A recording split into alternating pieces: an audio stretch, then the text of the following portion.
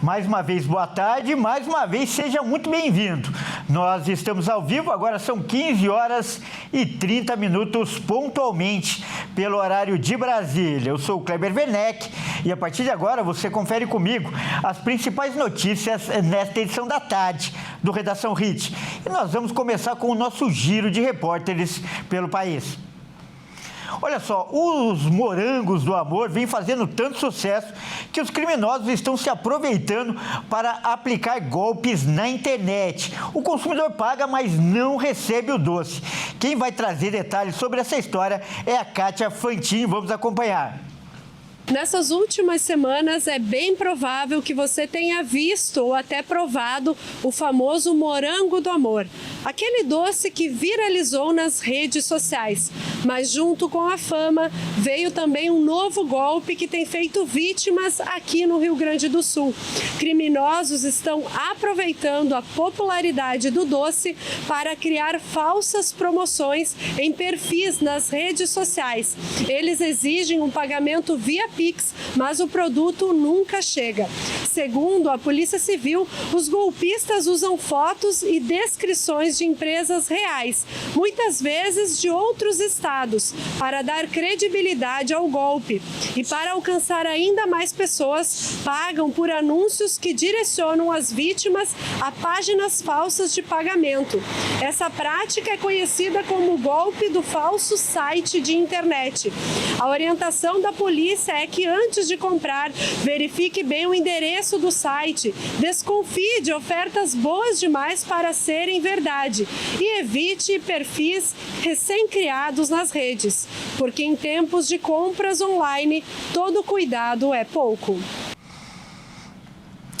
E olha só, agora no Rio de Janeiro, um homem que estava em uma moto morreu degolado. Olha que história chocante. Isso por causa de uma linha chilena usada para soltar pipa. E quem vai contar essa outra história é o Anderson Nascimento.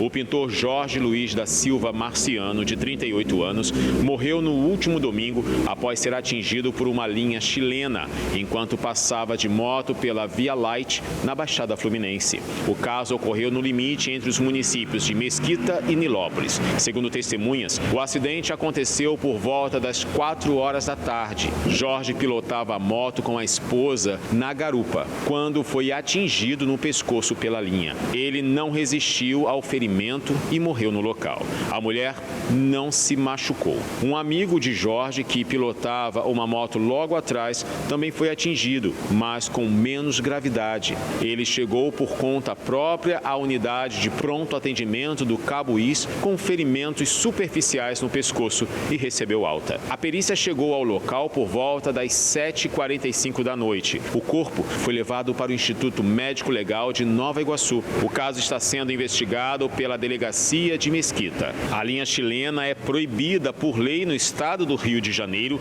e em diversos outros estados, por causar acidentes graves e até fatais.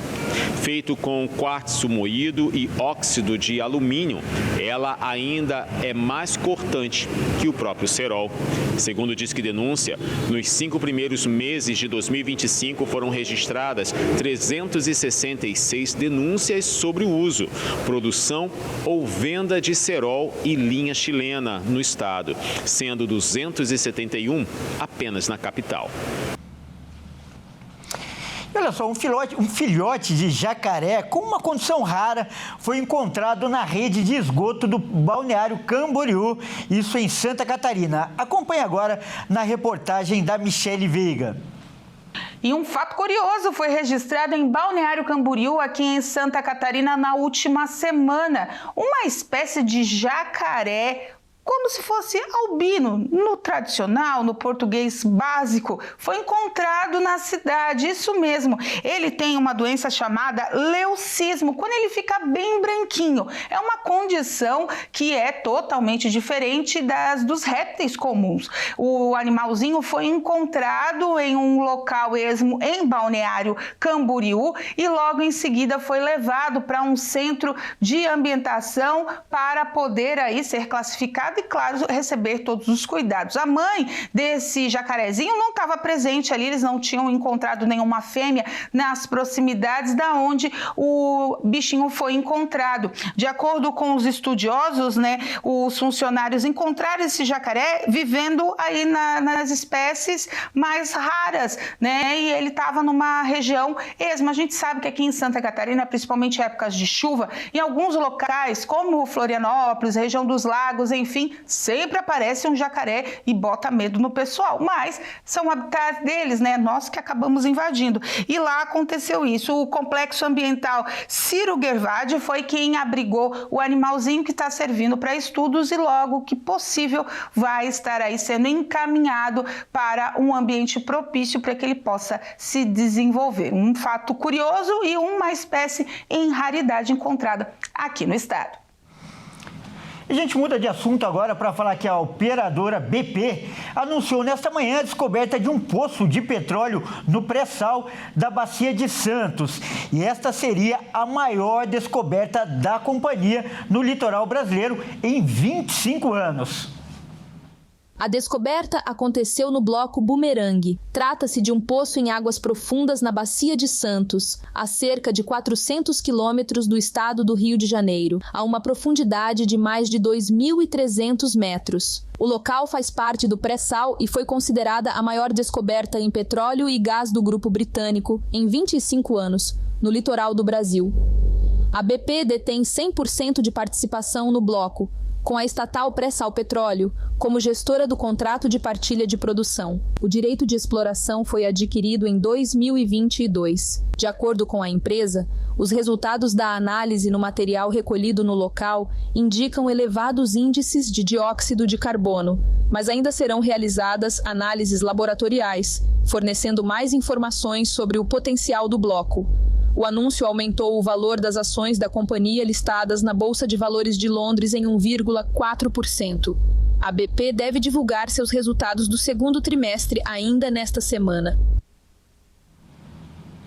Olha, enquanto isso, a capital paraense se prepara para receber a mais importante cúpula climática da ONU entre os dias 10 e 21 de novembro. O ministro do Turismo, Celso Sabino, garantiu que há opções de hospedagem suficientes e preços justos. A pasta está fazendo vistorias em obras de infraestrutura e na rede hoteleira da capital paraense.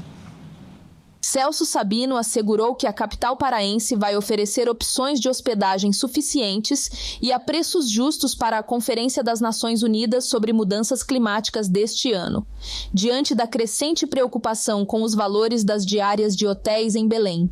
Para o período da COP30, o ministro lembrou que o governo federal está investindo mais de 4 bilhões de reais em obras na cidade em razão do evento. Além de grandes hotéis, integram a lista, segundo ele, o Parque da Cidade e o Porto na Ilha de Outeiro, onde ficarão atracados os navios que vão servir de acomodações para diversas delegações. Segundo o ministro, milhares de leitos vão ficar prontos agora em agosto e vão ser disponibilizados. O governo brasileiro está atuando fortemente para que não haja nenhum argumento ou empecilho para a realização da conferência. A polêmica sobre os preços das hospedagens virou um dos focos de atenção na organização da conferência. A situação gerou uma crise que levou a ONU a convocar uma reunião de emergência, temendo que delegações de países com menor poder aquisitivo pudessem ser excluídas do evento devido aos altos custos. A secretaria da COP30 informou que já há cerca de 2.500 quartos disponíveis para reserva com valores controlados, variando entre $100 e $600. Olha, e hoje aconteceu o Feirão de Empregos, promovido pela Prefeitura de Embu das Artes. As vagas atraíram milhares de pessoas. As filas, inclusive, dobraram o quarteirão. Veja as imagens. A Prefeitura de Embu das Artes realizou um feirão de empregos com 500 vagas no novo centro logístico da empresa Mercado Livre. Nas imagens, podemos ver que a fila de distribuição de senhas dobrava as ruas próximas do quarteirão, onde os candidatos receberam as senhas para realizar as entrevistas. Foram ofertadas 500 vagas de auxiliar operacional de logística para trabalhar no novo centro de distribuição no bairro Vila Bonfim, em Embu das Artes. A vaga oferece o salário de R$ 2.025, vale transporte, vale alimentação, plano de saúde e odontológico, participação nos lucros, seguro de vida, transporte fretado, alimentação no local e auxílio creche, com escalas de trabalho 6x1 ou 6x2 nos períodos da manhã, tarde, noite e madrugada. Em um comunicado, a Prefeitura de Embu das Artes disse que o objetivo do feirão é facilitar o acesso a vagas formais de emprego, incentivando um desenvolvimento econômico da cidade e o fortalecimento de parcerias com grandes empresas. A Prefeitura também disse que a pessoa que se candidatou à vaga não precisa ter experiência ou ensino superior, apenas o ensino médio completo. E agora a gente muda de assunto, porque agora é hora da gente falar de esportes aqui no Redação Hit.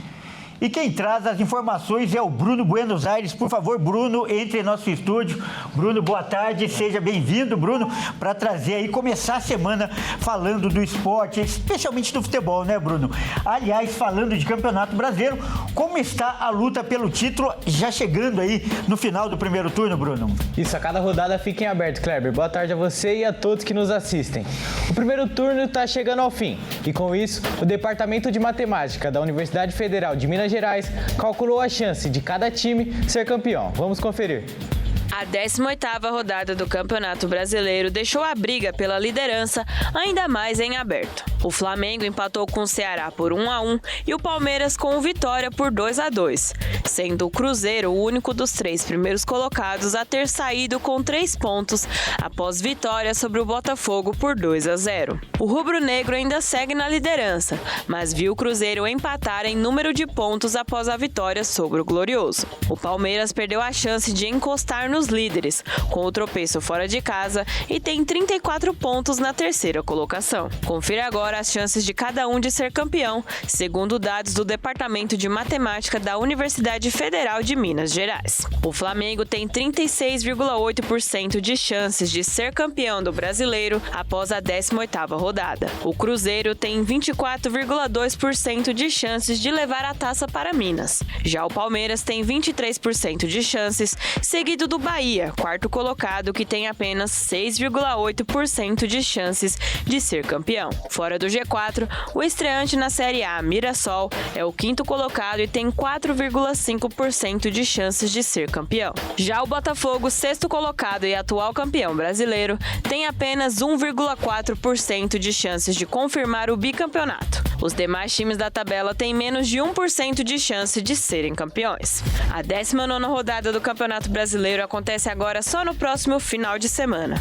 No fechamento do primeiro turno, o Flamengo, atual líder, encara o Mirassol no Maracanã. Já o Cruzeiro recebe o Santos no Mineirão, enquanto o Palmeiras encara o Ceará no Allianz Parque. Olha, Bruno, ainda falta um turno inteiro, né? E mais uma rodada, mas é difícil imaginar hoje que o título não fique entre essas 3 equipes aí que a gente viu nas porcentagens: o Cruzeiro, o Flamengo e também o Palmeiras, né? Com certeza, Kleber. Essas 3 equipes são as que têm os melhores jogadores hoje. Então acredito que nesse segundo turno aí ainda tem muita rodada pela frente, ainda tem mais 19 rodadas, mas acredito que o título ainda vai ficar com essas 3 equipes que têm os melhores elencos hoje. Você lembrou bem, foram as equipes também que mais investiram. E olha só, Bruno, ainda falando em Campeonato Brasileiro, né? Hoje também tem bola rolando, completando a rodada. Conta pra gente quem entra em campo hoje. Isso mesmo, Kleber. Santos e Juventude fecham a 18ª rodada do Brasileirão. As 2 equipes estão no Z4 e querem vencer para espantar uma fase.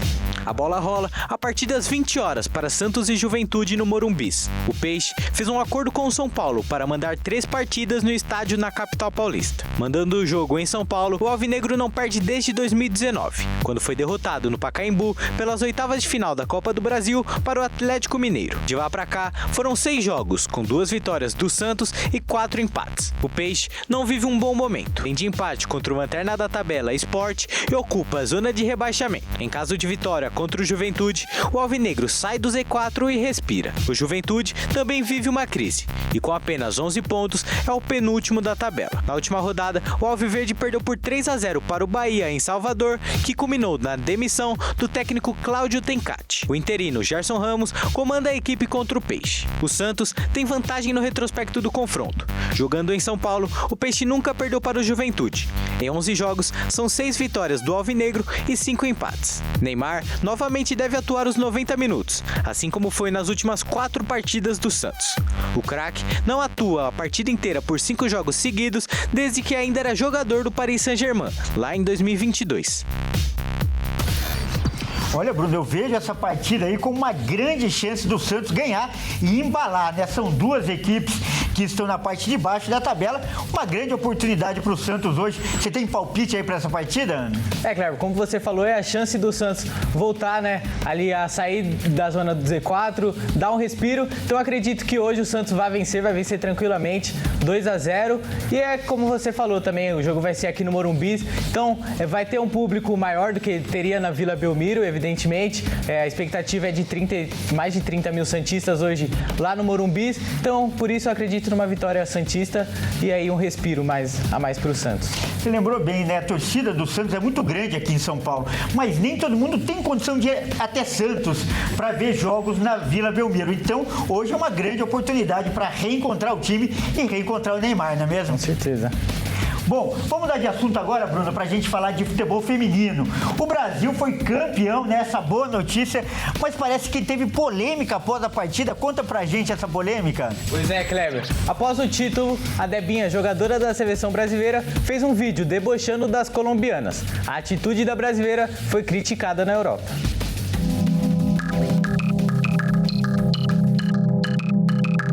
A seleção brasileira feminina foi campeã da Copa América em uma grande final contra a Colômbia. Após empate no tempo normal por 4-4, o Brasil venceu nos pênaltis e se sagrou campeão da Copa América pela 9ª vez. Depois do jogo, a atacante Dudinha postou um vídeo em uma rede social debochando das colombianas. O gesto viralizou e foi duramente criticado pelo jornal Marca, da Espanha, que condenou a postagem, afirmando que era uma vergonha para o futebol feminino. Dudinha foi titular na decisão contra a Colômbia e substituída por Amanda Gutierrez, que fez um dos gols da seleção. Marta fez 2 e Angelina marcou o outro. Dudinha é da base do São Paulo e foi vendida recentemente para o San Diego Wave e vai jogar a Liga Profissional de Futebol Feminino dos Estados Unidos.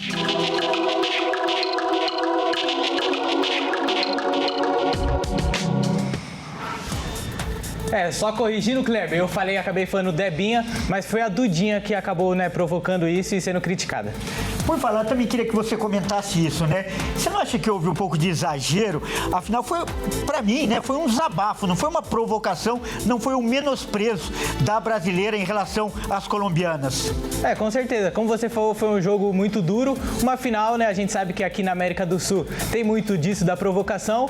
E, inclusive, as colombianas acabaram também provocando um pouco disso durante o jogo, caindo, fazendo cera, né? Quando elas estavam ganhando. Então, acredito que, né, a Dudinha acabou meio que só devolvendo, né, essa provocação das colombianas e gerou críticas, mas eu achei um pouco exagerado da parte, né, desse jornal da Espanha. Então, não acredito que foi justo com a Dudinha. Tá certo. Talvez se as colombianas tivessem errado, elas poderiam fazer a mesma coisa, né?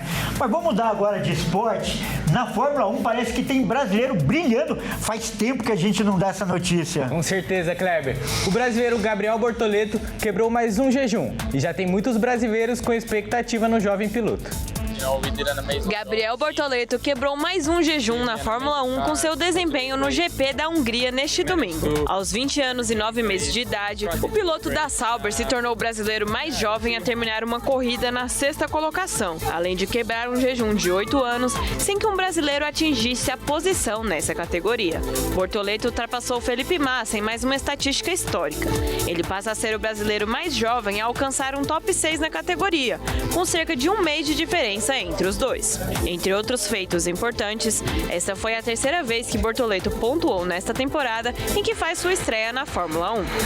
O calouro vem de 2 resultados seguidos na zona de pontuação, na Bélgica e na Hungria, algo que um brasileiro não conseguia desde Felipe Massa, em 2017, nas etapas finais em Interlagos e Abu Dhabi.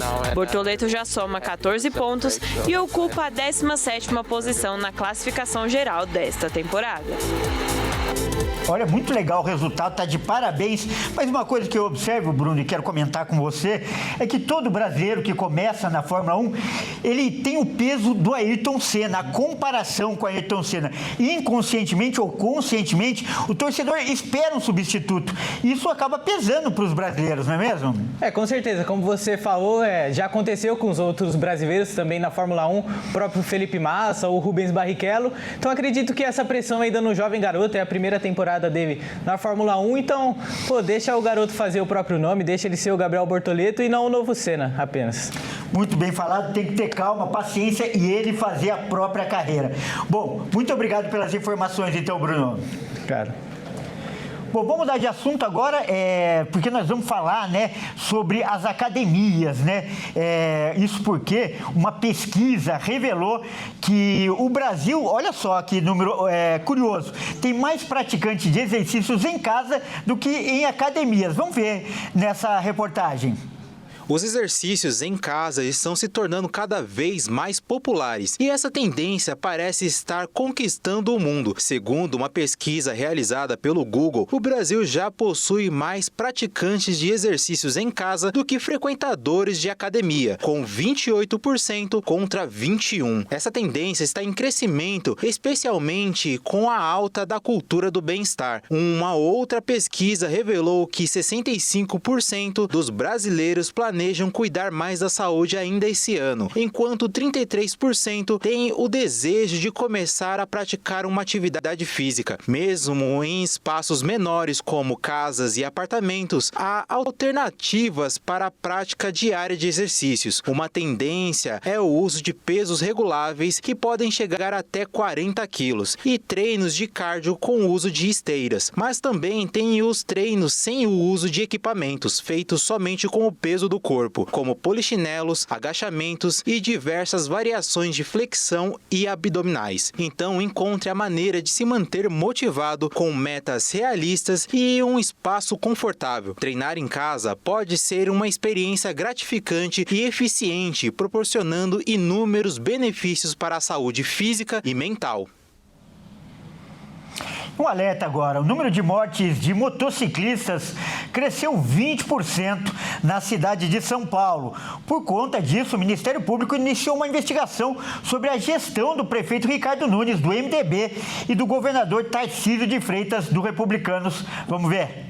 Pilotar sobre duas rodas se consolidou em São Paulo como a forma mais letal de se locomover desde 2018, quando ultrapassou a morte de pedestres, até então mais recorrente. Por conta disso, o Ministério Público de São Paulo requisitou ao prefeito Ricardo Nunes e ao governador Tarcísio Freitas informações sobre as ações de educação no trânsito, sinalização, fiscalização e estatísticas de acidentes com motocicletas nos últimos 2 anos. O Departamento Estadual de Trânsito, ligado à gestão de Tarcísio de Freitas, informou que atua para aumentar a segurança das vias com conscientização, fiscalização e políticas públicas. Já a gestão do prefeito Ricardo Nunes afirmou que irá encaminhar todas as informações solicitadas e citou medidas para reduzir o número de acidentes fatais, como a faixa azul. O projeto é uma sinalização de segurança nas ruas para motociclistas ciclistas. Segundo a Prefeitura, houve uma redução de quase 50% no número de óbitos, onde a faixa foi implementada. No entanto, as ocorrências de trânsito com mortes envolvendo motos cresceram 20% no ano passado, superando o ano anterior, que registrou 11%. Além disso, foi atingido o maior índice de probabilidade de um acidente fatal em relação à quantidade de motos em circulação, também em 2024. Foram 8 mortes para cada 100 mil habitantes. E o Ministério Público Federal emitiu uma nota técnica ao Palácio do Planalto, recomendando o veto a mais de 30 dispositivos da PL do licenciamento ambiental. O presidente Lula tem até o dia 8 de agosto para decidir se veta ou não o projeto. De acordo com o Ministério Público Federal, o texto aprovado pelos parlamentares tem trechos que comprometem a proteção ambiental e violam princípios constitucionais e tratados internacionais. Antes mesmo da aprovação dos outros setores, o órgão já havia alertado o Congresso sobre os riscos de retrocesso caso a medida avançasse no Legislativo, como a criação de modalidades de licenciamento mais tolerantes, dispensando licenças para setores como o agronegócio e obras de infraestrutura, além da renovação automática de autorizações e a exclusão da participação de órgãos como a Fundação Nacional dos Povos Indígenas, a FUNAI, em projetos que afetem territórios tradicionais não homologados. São alguns dos dispositivos criticados abertamente pelo MPF. Se ela for aceita pelo presidente Lula, a PL pode trazer sérios problemas ambientais para o Brasil, como acelerar projetos como a exploração de petróleo na Foz do Amazonas, região onde o rio deságua para o Oceano Atlântico. O MPF afirmou que a licença pelo autolicenciamento, que dispensa estudos aprofundados, afronta decisões do STF, além de aumentar a concorrência desleal entre o setor empresarial que segue as leis e aqueles que se beneficiariam dessas flexibilizações. A retirada da exigência do Cadastro Ambiental Rural, o CAR, e o afrouxamento de regras da Lei da Mata Atlântica também são apontados negativamente pelo órgão. Com a nota técnica na mesa do presidente Lula, o chefe do executivo terá até o dia 8 de agosto para sancionar a lei ou usar o veto presidencial.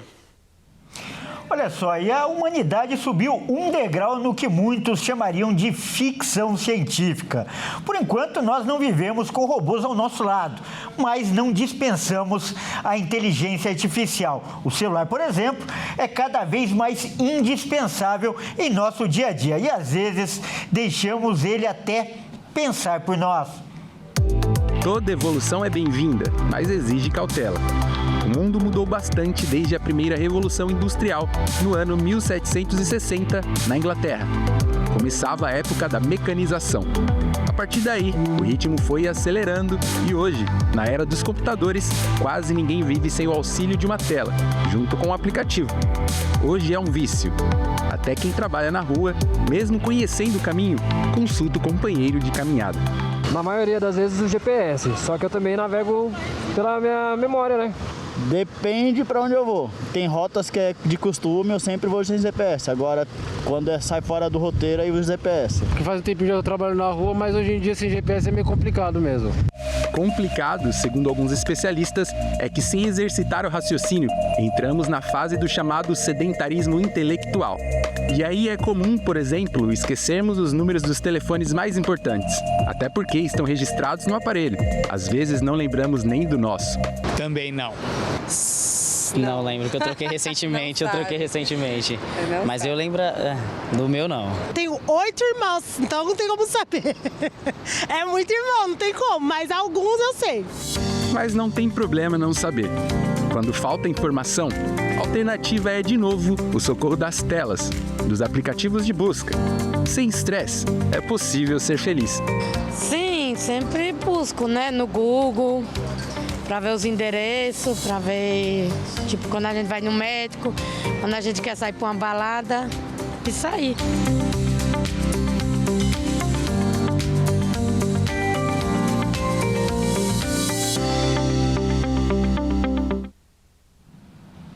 Bom, é isso aí, essa edição fica por aqui. Eu agradeço demais a sua companhia. E você que não nos acompanha pela Hits TV, fique agora com a sua programação local. Ótima tarde e até mais.